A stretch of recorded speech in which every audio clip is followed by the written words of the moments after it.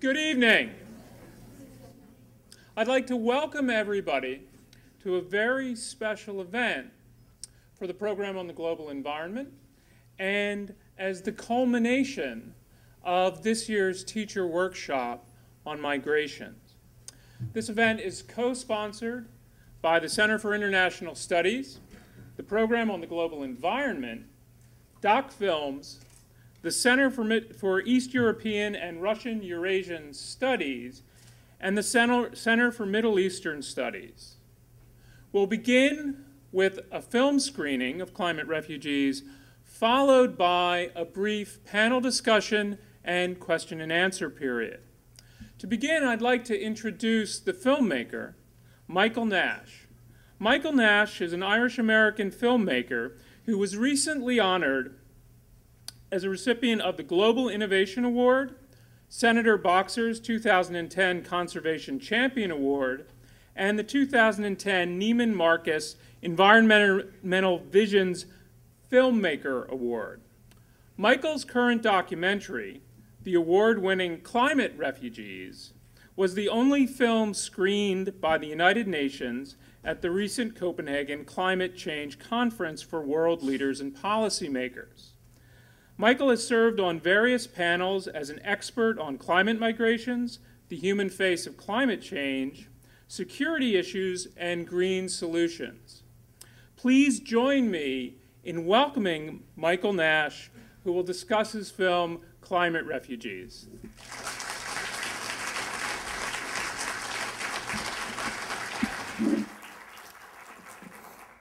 Thank you. It's really nice to be back in Chicago. I was actually born here, and I have some relatives here. I met some friends that actually went to, was it high school or grammar school? High school with my mother, sure, which was great. I guess Trinity High School, is that correct? But I'm really happy to be here. I want to thank Jamie and the University of Chicago for putting this all on. I'll tell you a little bit about the film, and then we'll get the film running, and we'll have a Q&A afterwards. We're blessed, really, to have Dr. Koko Warner with us, who's probably the leading mind on environmental migration in regards to the United Nations, who came here from Bonn, Germany. So thank you, Coco. Several years ago, I kind of started thinking about the human face of climate change. Was there one? If there was, what did it look like? Is there anything we could do about it? How many were there? And I traveled around the world for a couple of years, went to about 47 countries in search of, was there a human face of climate change? And it was really, from the onset, a film that I wanted to make that hopefully would bring the right and the left together on this issue. Because right now we seem to be in a food fight with anything that has to do with the word climate in it. And I think what you'll find is very, very interesting. I'm happy to say that this film has played as strongly for conservatives as it has for progressive people.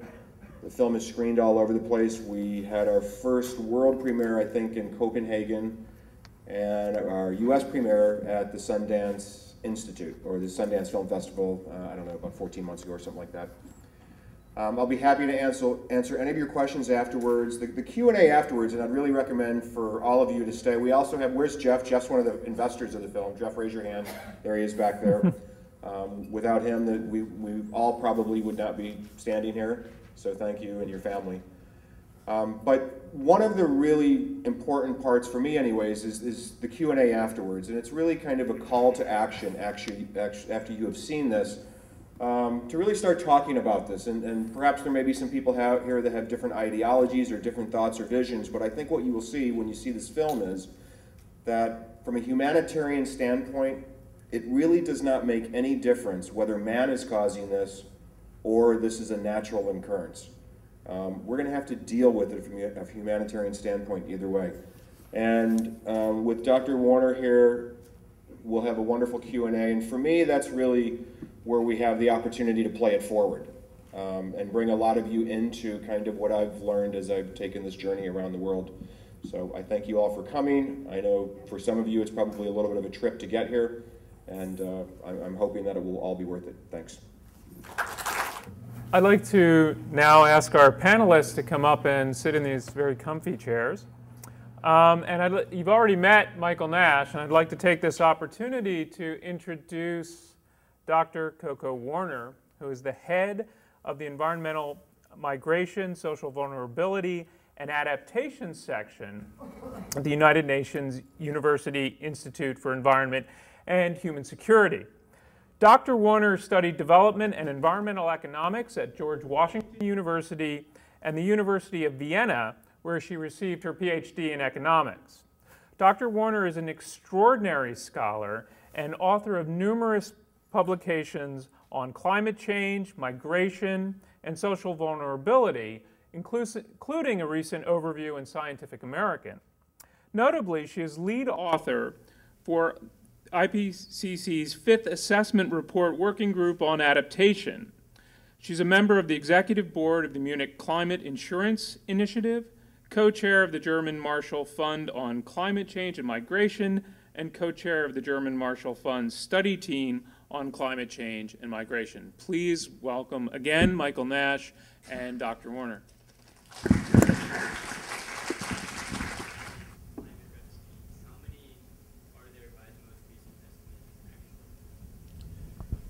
Well, there's several different numbers out there. Actually, in 2010, if you were to add the 21 million that actually were displaced in Pakistan, one could say that it was close to 45, 46 million. But I think the accurate numbers right now are about 36 million. Would you agree with that?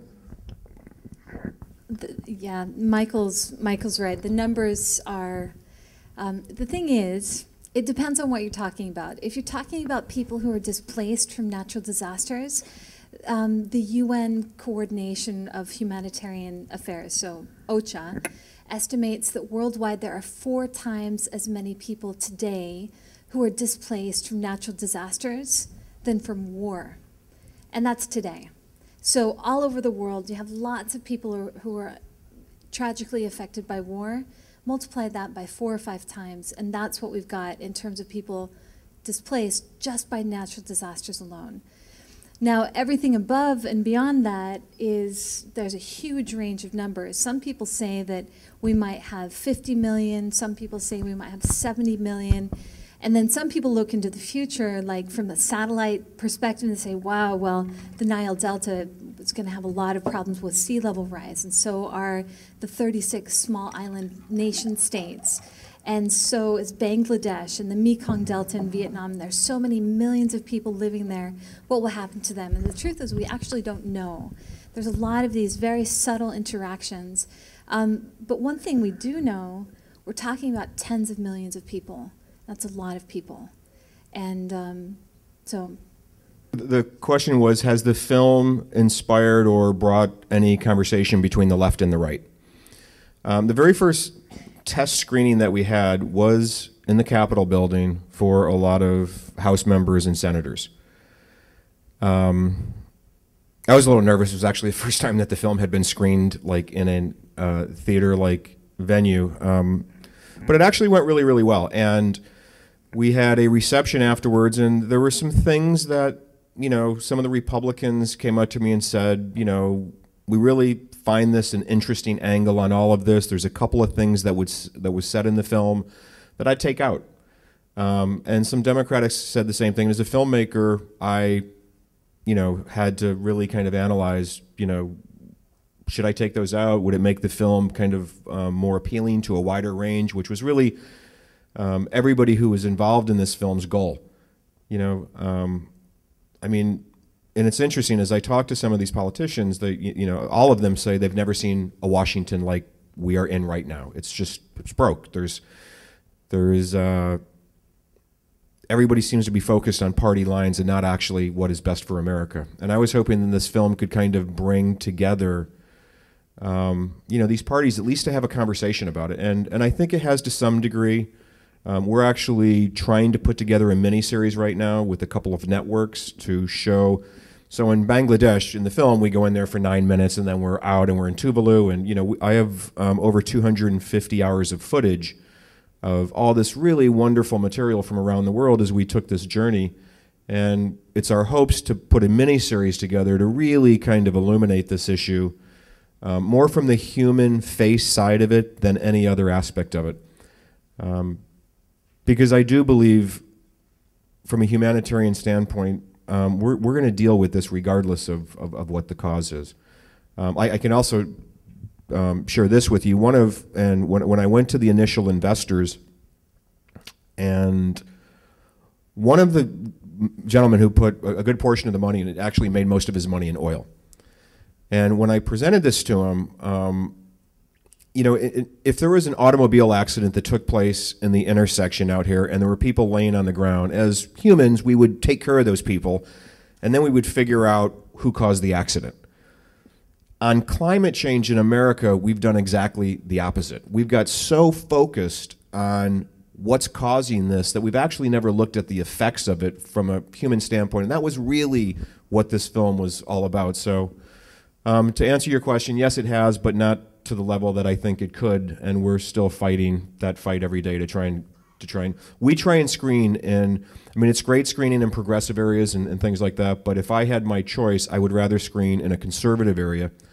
I can share this with you, and I'm kind of rambling on here, but I can share this with you.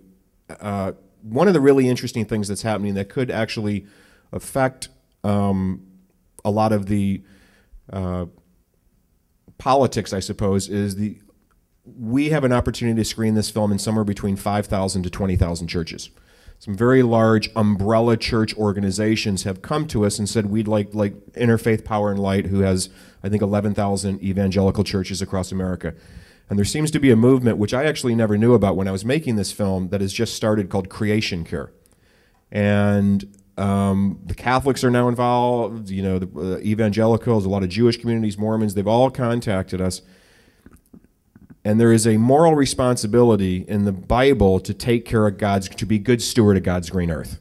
So a lot of people are actually moving across political lines, listening to their preachers and their Bibles.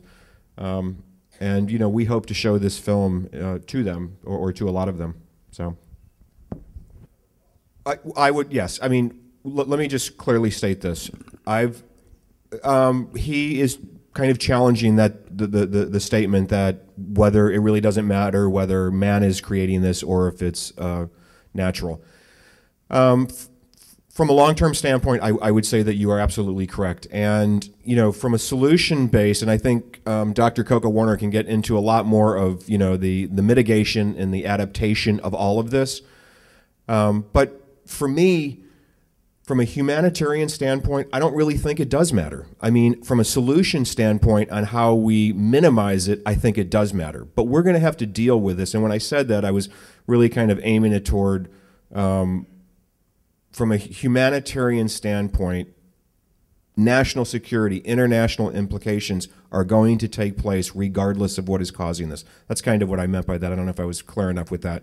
From a solution standpoint, you know, what I've learned over this whole journey, and Dr. Warner can explain this much more eloquently than I can, but there's two platforms now. And one of the platforms, obviously, there's been a lot of conversation about, and that is, you know, the carbon that's going up in the air, and do we need to go green, and is man actually causing this? And 97% of the scientists in the world will tell you that man is causing this. So if you read the science, there's really no debate. The other conversation that, you know, she's really trying to wrap her arms around is this humanitarian aspect of it, which really is new in regards to how we do. So take, for example, Tuvalu. Do we go down there and build a seawall around Tuvalu that costs $50 million and keep these people here for 8 more years or 80 years or whatever, or do we start moving these people? And those are a lot of, you know, conversations that I know your folks have had, and I'll let you speak on that. Actually, I'd like to hear more about what your opinion is about whether or not it matters. I'm actually from the United States, so it's lovely to be home, but I live in Germany, in Europe, and so in Europe there's a bit of a different discussion around climate change. And I think for the general public, there's a wider acceptance of the idea that people with our energy consumption are contributing to changing environments and particularly to changing temperatures on Earth. National Geographic has if any of you like National Geographic, they have a really interesting series right now about the Earth at 7 billion people. And by the way, this is a little off topic, but I'm here with the University of Chicago's Summer Institute for school teachers. And so we're talking about this, and it's so great to be here with you. I really appreciate it. But we're talking about some of these things. And the world is going through lots of changes. We're changing our planet at an amazing speed. And maybe if we had a chance to talk one-on-one and you could tell me what your opinion is about your question. One thing that geologists are saying, which is amazing because geologists are a tough crowd. They're very hard to convince about anything. They're saying that we now live in a new geologic era, and that geologic era is defined quintessentially by human beings, and that's very unusual. Human beings have it in their power to fundamentally change the planet, and the planet is huge. Can you imagine that? They're calling it the age of the Anthropocene. Now, geologists, as I said, they're a really tough crowd, and they have very high scientific standards. And so if you talk to them, you'll say, well, why do you think people are changing the planet? Can that be? Can it be that my decisions and my actions could really have such a huge impact and such a long-term impact? And they'll say, well, if you look at things that geologists care about, like the pollen record in rocks and fossils, you'll see all sorts of evidence that we actually are having a profound, permanent, long-term effect on the planet. And my last thought, I could go on, but I won't. My last thought is that humans are very special. We're not the only living things on this beautiful place that we call home, but we're special in the way that we think and reflect about our lives. We have memories. We feel a sense of loss. We feel joy. We recognize that lots of other animals do too, by the way, but we reflect on our own existence. And right now is that period of opportunity. We have not so much time, probably 5 to 10 years, and it's our choice. We have an idea what might come in the future if we choose a certain pathway, if we choose a low carbon, maybe a different way of organizing ourselves, a way where we maybe distribute things a little bit differently than we have in the past. But that's a beautiful future, and it's a future where your grandchildren have a peaceful and prosperous future. The thing is, it's our choice now. There are other choices we could make, but I think we are making a difference one way or the other. Well, you know what I found interesting as I traveled to all of these countries making this film, and then going back screening to a lot of them, the rest of the world has moved on this issue. And I believe what's taking place, and I really did not want to get into this, and I'll touch this very lightly, but I believe what's taking place in America, well, first of all, I think the right is better at selling a bumper sticker than the left is at selling the truth. And with that kind of stated, I believe if you really look at the research, what's taking place on climate issues right now in America is no different than what happened in the 50s, 60s, and 70s with tobacco. It's a very well-funded smear campaign. And there is actually probably more documentation that states that man isn't causing this, but if you look at the peer-reviewed literature on man actually causing this, there's no debate. So, and there's a wonderful book out that I'd recommend all of you to read called Climate Cover-Up. And it really gets into digging into the top 10 scientists that the conservatives always tend to, support.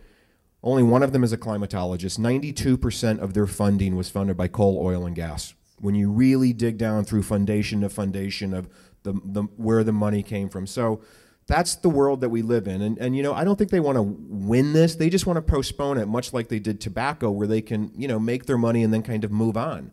And the truth is, 40 years from now, Exxon will probably own the solar power plant that's, they'll buy all these other people up after they put their hard work into it. But with regards to specifically on your question and the religious aspect of it in America, yeah, I do believe that's part of the problem. You know, there were some places, I'm also a citizen of Ireland because my grandparents were born there, and there were some places that, you know, going as an American, showing this film, it was kind of embarrassing. And I tend to, you know, show my Irish passport more than I used my film because we are so behind on this story. I'll tell you a really quick story that happened out of Copenhagen. I jumped in a car with a couple of guys. It was pouring down rain in a taxi, and we ended up going to the same restaurant. And I met these guys later on at the bar, and they were from China. And I asked them, so how does China look at America on this whole green issue? And they're like, well, the left wants to save the world. The right thinks it's all about money. And I'm like, well, what do you think? And they're like, well, the right's correct. It's all about money, but they've completely missed the platform on how to kind of frame this whole thing. And I'm like, well, what are you talking about? And they're like, look, make no mistake about it. The world is going green, and nothing would make China happier than for you guys to continue this political debate for the next 10 or 15 years. We've been trying to catch you for 100 years. We're going to blow past you in a half a generation. So when we screen to conservative areas who have, you know, their right to feel the way that they feel, I always try and tell that story because their argument is always, we economically don't have the ability to move to an alternative energy source. And I honestly believe after cruising around the world, if we don't, we're going to fall farther into the abyss from an economic standpoint. I'll touch on that because Dr. Warner is really, she can get into internally displaced people and, you know, before they actually move across borders and stuff like that. What we found, very few places, so Tuvalu, take for example, New Zealand was, we'll take these people, we'll do all this, and I'm like, and Australia was like, under no conditions are we taking these people, even though Australia funds and gives these people a lot of money. When we looked into the New Zealand deal, it was a work scheme, it was a work program. So that woman, that grandmother, who was older than 45 years older, was not going to be allowed to go to New Zealand. So basically, New Zealand is robbing Tuvalu of their wealth, their young minds, strong minds. The other issue that I'll touch quickly, and it's really difficult sometimes. To give you an example, the people in Myanmar, okay, Burma, screwed up politics, we know that. We found them in other countries. They were not on these are the people that left from the cyclone that basically wiped out their entire existence. You know, unlike in America, even as screwed up as Katrina was, these people aren't going to get a check from Allstate 2 weeks later. Whatever was on their back is the only thing that they have. So they traditionally move into the nearest city, which probably is challenged to start with, and then we found them in other countries, not on the docket in refugee camps as climate refugees. If they went there and said they were a climate or an environmental refugee or a cyclone is what caused them to move, there's not an international law that gives them asylum. So they're actually on those dockets as political refugees from Myanmar, which was, you know, kind of interesting. And part of the problem with actually figuring out exactly how many of these people exist. But I think you could probably speak more eloquently about I should say this, the United Nations supports this film. They hate the title. And although a couple of the secretaries that I interviewed told me that if they were writing a book, they'd probably call it the same thing, but they would never define these people. I don't know, 8 months ago, a year ago, maybe 14 months ago, you officially termed these people environmentally induced migrants, okay? And part of the issue, and perhaps you can, why don't you explain why? Yeah, it's a terrible term. We have environmentally induced migrants is not a very interesting term. Probably exactly, you're shaking your head. It's so uninteresting. It's not sexy at all. Climate refugees suggest to people that something's happening, something's changing climate. Refugee means someone needs help right away. And that speaks to people. But in terms of process and legal and who does something about it, what organization gets the money to do something about it, words matter, and lawyers really care about the words that we use. As you know, you read the fine print, and there it is. So following World War II, the United Nations was created in a form that grew into what we know today, and there was an international agreement called the Geneva Convention. And this convention is really important because it protects people who have been persecuted, people who, because of their race, their color, their political affiliation, need protection. And many countries in the world signed that convention and agreed to take refugees and give them refuge. So the word refugee is taken legally. It's already taken. You can't have it. Sorry, Michael. But then a question comes up, so are you going to spend the rest of forever talking about definitions and on all of that? And we do. You know, we talk a lot in the United Nations. And we're really wondering, it sounds kind of silly to a pragmatic person who says, well, just find a solution and help those people. But this is exactly the kind of challenge that we have today, because lots of people out there need help. And lots of countries, like in the United States, have a whole bunch of problems of their own. And there is a very legitimate debate. Do we start at home and solve our own problems first? Do we reach out and help people who definitely have less than we do? What do we do? And so we're in some ways stuck in these questions. And so we really don't like the title of your film, but it really raises, it really raises the question, how do we help? What do we do?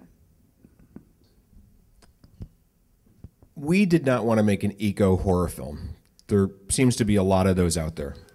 And the truth is, I wish when we were making this film that I could have avoided the whole green aspect of it and spoke specifically about the humanitarian aspects of the fix. But at that point, there was really not, everybody was really trying to wrap their arms around, you know, how to kind of mitigate and adapt to this whole thing. It was a very fine line. And, you know, we tested the film several times. And we kept playing around with the ending of it to where we, you know, I wanted this to be a solution based to somewhat. I wanted people to walk out of here, you know, I mean, the way I kind of looked at this film from an overall story standpoint was I wanted to, you know, I saw this horrible car accident, and I wanted to really kind of drive people by it and let them know the world that we could be living in, and then talk about, well, we can minimize most of that if we do this, hopefully. I mean, I think the one question that no one really knows is how much can we really, how quickly can all of this really change? You know, if we really stop doing all the tough things or the bad things that we've been doing. For me, we're at an intersection, and I say this in a film, you know, we're at an intersection where overpopulation, overconsumption, lack of resources, and a changing climate are colliding with each other. People have always migrated, but there's no more available real estate. We live in a border nation world where if you cross borders, you're creating conflicts and flashpoints. So it was a delicate thing, and you know, I still look at the film and wish I would have done this and done that, and I think if I polled 10 people might have different opinions on how to do that, but all in all, I think, you know, the film has, you know, kind of expressed the message that I had hoped to in the beginning, but thanks for that question. And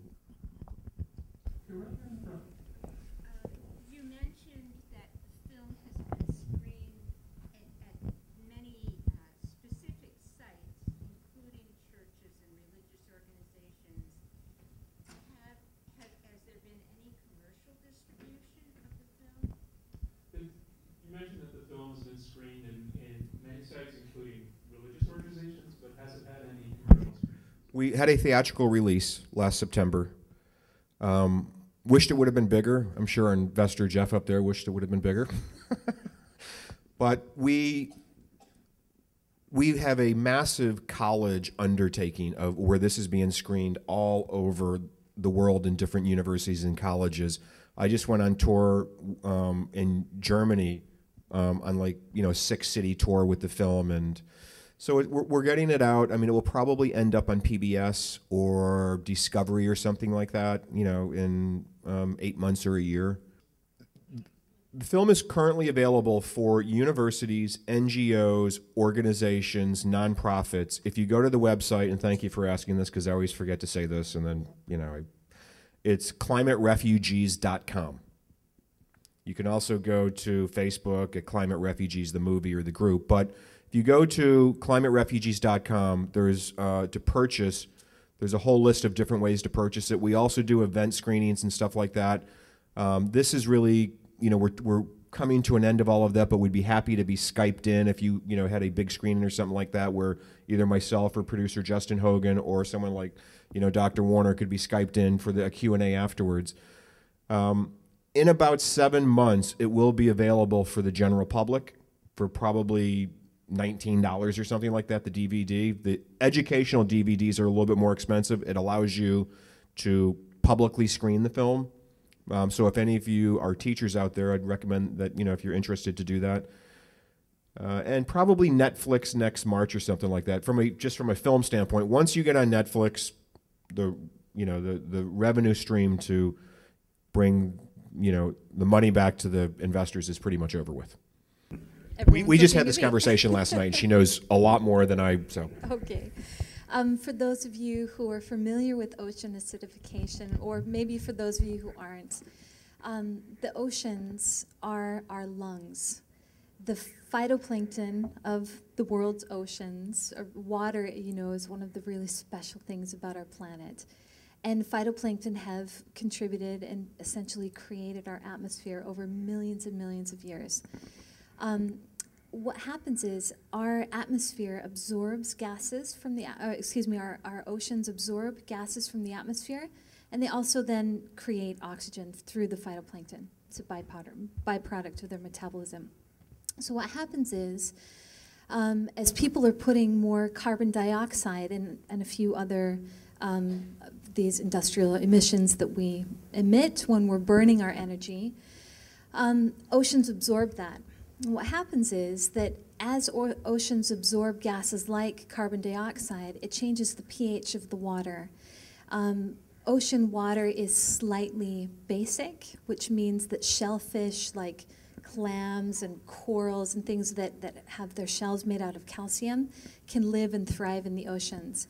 Phytoplankton, which aren't necessarily related to calcium or lime deposits, but they also like the oceans at a certain temperature. So the temperature that the oceans were in maybe 100 years ago, maybe less so today, that's about the comfortable range. But as oceans absorb carbon dioxide from our atmosphere, what happens is the ocean chemistry changes. It becomes a little bit more acidic. And if any of you have tried to dissolve something in vinegar, something that's really acidic, you see that things like calcium dissolve. That's not so good for a shellfish and other kinds of living organisms. Why that's so important is scientists say, I'm also not an oceanographer, so if any of you are, you'll run circles around me. I'm probably not explaining it very well. But organisms, about 25% of the life in oceans spend part of their life cycle in coral reefs, and coral reefs are built out of calcium, and they dissolve if oceans become more acidic. Now, they're living organisms, but they dissolve more quickly than they're rebuilt, and this causes great concern. I don't know about all life, but if 1 out of every 4 living things in our oceans, which are probably vastly more populated than living things on land, lose the place, a lot of times they're incubated in these beautiful coral reefs, it starts raising a lot of questions. Phytoplankton, now moving away a little bit from ocean acidification, phytoplankton don't like it when ocean temperatures rise, and they produce less oxygen. So it is a big problem. What that might mean for things like humans and other living things on dry land, we're not really sure about. But the basis of life is phytoplankton. It's certainly the basis of ocean life, and a lot of people, particularly in Asia, take a lot of their protein from fish and other kinds of life from the ocean. So there's really a lot of questions. Maybe the last point that I wanted to share on that is that we're all part of a system, and what we do as individuals affects that system. Even though it feels like you're just a person, what can you do? But we're all part of that system. I think part of our problem is that the system is so much bigger than we are. It's hard to understand that we have a fundamental place in that system. I will, an interesting point, never in any, and then I'll kind of get your question, and perhaps you could speak on it too, but in any treatment or outline that I ever had written on this film, the words climate wars, resource wars, or Pentagon never existed. And it wasn't until sometimes when you start digging into stuff, you got to, be willing to deal, as you being a reporter, you got to be willing to, try and understand what you might uncover. And when they started to talk about, well, you really need to, you know, interview people from the Pentagon have hired to analyze all of this, it really was a game changer to me. And it kind of made everything really kind of complete on where this road is going to lead if we really don't make some drastic changes. In specifics to your question, with regards to the guy that said one refugee, one this, one that, you know, so the United States puts 25% of the pollution up. Here's I don't think that's ever going to happen. And the reason that's never going to happen is if anybody really, and he's actually one of the top scientists, Dr. Schnellenhuber in Germany, runs the Pick Institute, which is a very, you know, it's like Einstein spent a lot of time there. But so if that was actually proposed, I believe what would happen then is the United States, England, Australia, some of the G8 countries would hire some top consultants and attorneys and would go, whoa, whoa, whoa, whoa, whoa, whoa. 2.5 cows equal one car driving 15,000 miles a year. So let's look at India and all of their cows. You know, and you get into this debate that's really never going to be settled. From a financial standpoint on the allocation of funding and stuff like that, I think you could probably speak about that. Thank you. I was actually hoping to get to some more questions, but maybe just in a nutshell. Right now in the United Nations climate negotiations, there's a massive question. We've got some problems, who's going to pay for it? And there's one line of the debate, well, all of you rich guys made the problem, so you pay for it. Come on, get us out of this problem. And that debate doesn't go very far, because the rich guys say, well, wait a minute, we have lots of problems which you named. And they said, gosh, we don't have any money. Don't look at me. I know maybe I helped create the problem. I'm sorry, I'm broke. I don't have much money. So the question is, how do we get ourselves out of this dilemma that we're in? And it's a really tough question. And there are basically two answers. There's public funding and there's private funding. And the public funding is overstretched everywhere in the world. And so there is a hope that we can find opportunity in our crisis. And that opportunity may be, as Michael was pointing out before, now I'm going to make it sound a lot easier than it actually is, but there is opportunity for business to get into the biggest business in the world, which is energy. And we all know that coal and oil and natural gas are not infinite resources. They will run out, and already we've been kind of suffering under the burden of really high fuel prices. And the bad news is they're probably only going to go up from here because supply will reduce. This is something I can talk about because I'm an economist. So forget what I said about oceans. Let's talk about the economy. But there's an opportunity to find alternative energies so that we don't have just one source of energy, but maybe several.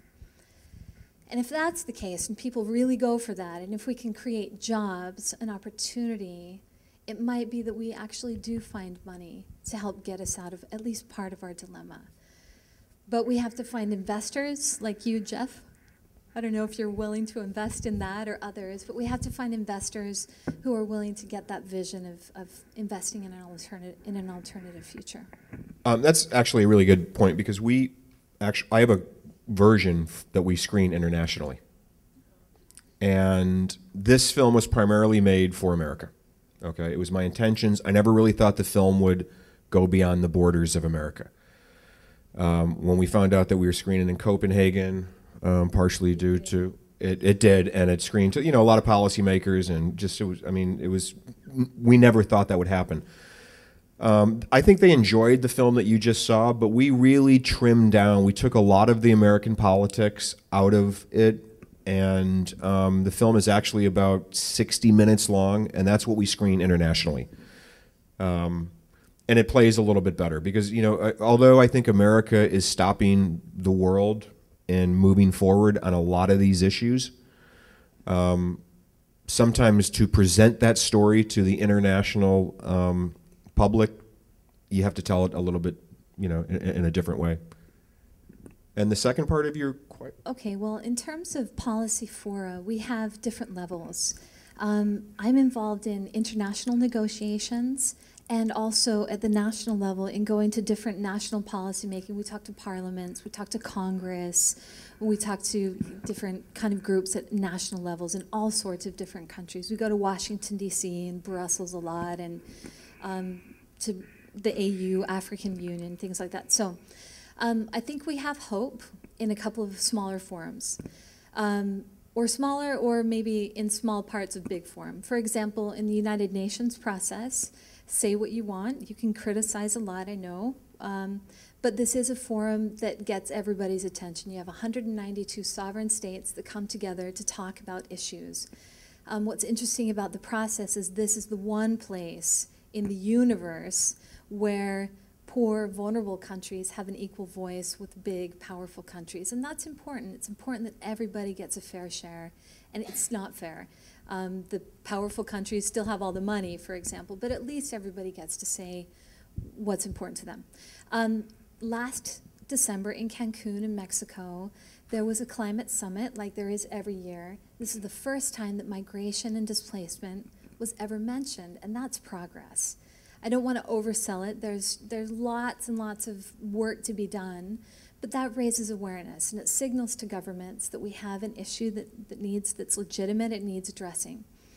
There's a lot of potential in regional fora, like the African Union, or discussions in Latin America, or discussions between Latin America and North America. And I think what we have is we need to be patient, but we also need to be forceful. And that's not easy. Sometimes it's really easy to be forceful if you have a crisis, if your house is on fire. What's not easy is to be forceful and have stamina and endurance to say this is an important issue. We have 2 decades that we really need to put this on a timeline, and that's super challenging. Politicians want to hear about tomorrow because that is important for their re-election. And talking 2 decades, they're like, well, I'm not going to be around in 2 decades, so why does it matter to me? So we need stamina, endurance, but we're starting. And there's some concrete areas where we're getting started. And just to touch a little bit with regards to the hope aspect, I'm addicted to hope, which like blurs my reality sometimes, I think. I do think that we're going to live in a different world. The question is how different. The world's not going to come to an end. But we have the opportunity to kind of, you know, our decisions that we're going to make are greatly going to affect that. And it's more than just climate. It's a lot of different issues that are all kind of running into each other right now. You know, I've been asked several times to do a film. You know, a reporter once framed it, if the inconvenient truth is about the causes and this is about the effects, what's the fix? You know, let's finish the trilogy. And so there's been a lot of talk, and we had some conversation last night with regards to, you know, coming out with a film, literally a blueprint on how we fix this and get it passed in the Senate and get 60 votes. You know, what's the best way to appease both sides of this to at least start moving forward on this? And that's a big ask, you know, and I think from a filmmaker standpoint, you certainly don't know the end of that story, which is a little frightening. But like I said, I was addicted to hope, so I see that rosy pasture out in the field, out in the distance. You know, what was that Einstein quote? You can't fix the problem with the thoughts that actually created the problem. I think the technology, it's interesting because Bill Gates is, you know, just publicly made a statement that said that he is really going to fund research and development on these issues because he feels more will come from that than from other aspects, which I know is not probably what, you know, some folks in the UN wanted to hear. I think the technology is out there for us to start doing this. I mean, like the film said, there's enough sunlight hitting the Algerian desert in a day to power the world. I mean, that almost sounds like a statement that's inaccurate. But unfortunately, what scares me is that we are not a preventative society. You know, we're crisis management. In fact, we love drama. We can't get enough drama. And because of that, the real question is, how far down the road do we have to go? I mean, if you can't, these tornadoes and these fires that are heading toward, I mean, you know, this stuff is happening. And, you know, how far down the road of doom do we need to travel before we really wake up and see this? And every day that we continue, it's like a cavity. If you don't fix the cavity, it turns into more pain, and all of a sudden it becomes a root canal. And if you don't take care of the root canal, you got to pull the, you know, so every day that we wait, this problem's just going to get worse. Yeah, I would agree with that. I mean, I think we had the same problem with oil. No one thought about the long-term consequences of that. You know, an interesting story, there's back in, I guess, like 1904 in Chicago and New York and San Francisco and Paris and all these big cities, they had a horrible problem with horse manure. Okay, and one of the reasons that, like, in these cities you see these brownstones that are 2 and 3 feet high is because when it would rain, you'd have a river of literally, you know.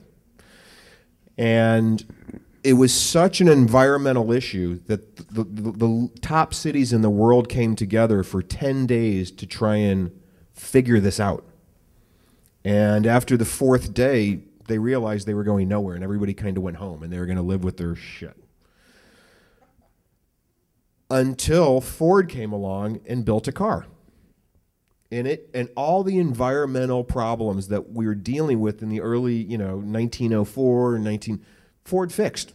The combustible engine, you know, took us on this new journey. And now we've seen that, you know, it was perhaps the wrong journey. But it took care of one problem, and it now has created another problem. So yeah, I would say with all this technology that's out there, we should be very critical on what comes, because there could be great danger in some of this, you know, some of the things that they are inventing. But okay, let me take my privilege to ask the final question. I very much appreciate the ending of the film, the optimistic note on which it ends it with, after all of the fear and the sadness and the uplift that we've been through throughout the film. But it's a story about consciousness raising and the promise of technological solutions. And certainly there is a case to be made for prevention.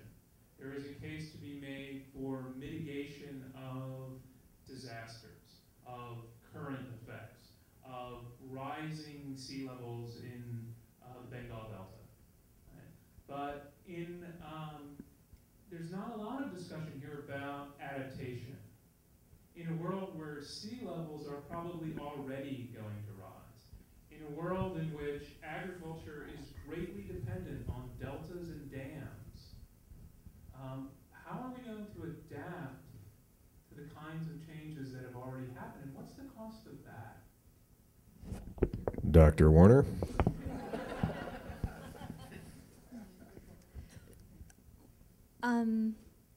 I have 2 parts, maybe, of the answer. As you were talking about adaptation, that's the area that I do most of my work in. So when we talk about adaptation, we have a positive definition. Adaptation means, in spite of changing conditions, that people can thrive. And you might wonder, after you've watched Michael's movie, wow, that's a scary future that we're looking at. Can we really thrive in such an environment? And it's a real big question. But one of the things is, as you were talking, I was looking in the audience, and there are 3 groups here that somehow have captured my imagination. There's a group of 4 ladies back there in this row. There are a group of teachers, and there are a group of school kids here. And I think that those 3 groups, that we could learn a lot from you. You ladies, because of your perspective and your views of life and your maturity and what you've already experienced in life. I think we can learn a lot from people like you. School teachers, you in some ways hold the future in your hands because you translate knowledge into action. You help give kids a future, and you give that to them. And then you kids, you're so smart, and you have such, nobody can talk about your future like you can, because it's your future, and you're young and vibrant. So the answer, I actually don't know. I think it's a combination of asking people with perspective and maturity, who've had a lot of experience and who have ideas. Good, they may have, been having a different life experience maybe especially in the 20th century, and now we're in the 21st century, and we have some new challenges that we have to figure out, but we're humans after all. It's not all about technology.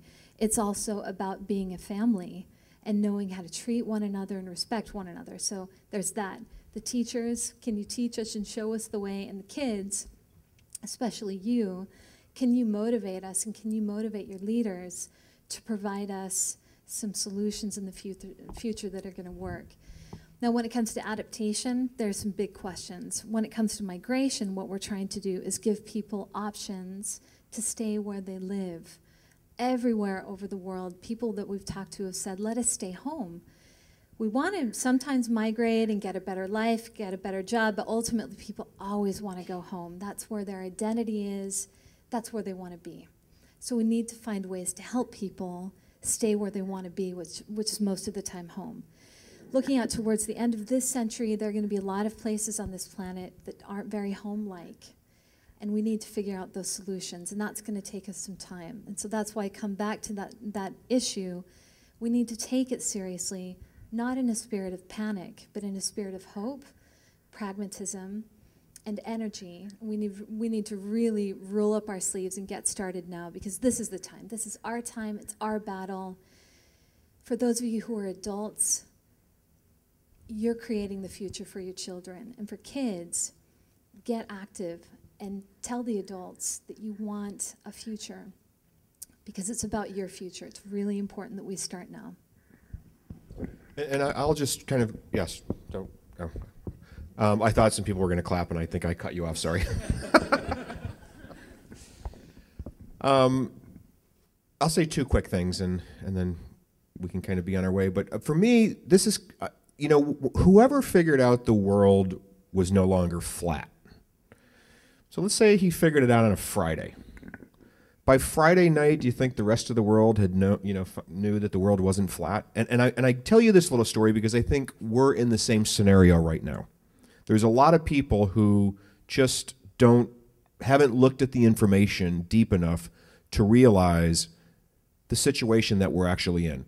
Did it take a week for the rest of the world to figure out that we were, that it wasn't flat, that it was actually round? Was it a month? Was it a year? Was it a decade? Was it 2 decades? So I think today we all become ambassadors to the human face of climate change.